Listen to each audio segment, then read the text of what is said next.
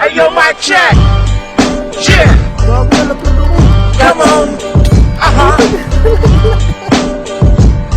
Dude, galing records without mic. Come on! Sumakit ang tiyan mo kasi ikaw ay nagtae. Sa mga tinira ko, wala kang mapagmalaki. Nakinig na kanta ko at pinunaan lyrics ko. Ewan ko sa gagon ko at gusto maging critics ko. Kasi nga di ka sikat, kaya ka nag-disappear. Kita mo, tinira mo ko, bigla ka nagkakarir. Bago mo ko punahin, uunahin na kita. Ikukwento ko sa tao kung sino ka talaga. Pag si kuya kakanta, ikaw ang kahanang kamay. Hindi para mag-rap, kundi para tagabigan ng CD, t-shirt, kung galing na Sunvisor. Kaya papel ang gago, pala product supervisor. Humawak ka pa ng mic pero ang kinalabasan hypean mo sinasabi, isa palang utusan. Huwag mo kong palusutan na di mo naintindihan. Sasagot ka bagong bong kung hindi ka natindihan. Bobo, high plus man, equals utusan. Hindi nagagaling 10 ulit mang kutusan. No, gonna break, bobo, not mine.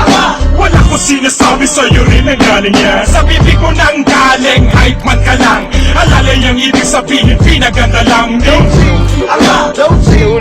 Aaminin din pala bakit hindi natanggi pa. Eto na napanood kita uli sa TV. Ganun pa rin tagabit-bit pa rin na CD. Kaya pala si Bobo ay very busy sa paglalako na mapanggay ang pusi. Nilabanan mo ako sa laro pang gaguhan. At kung tinabi ka sa'kin, nagmukha kang baguhan. Eh alam na kasi na lahat na sinungaling ka. Tumitira ka ng taong hindi mo kilala. Sabi Bobo daw si Jay, tanga daw si Jay. Di ba ang pangalan mo nagsimula sa letter J? Ang tanda mo na sarap ang nagsulat, bugoy pa rin. Sikat na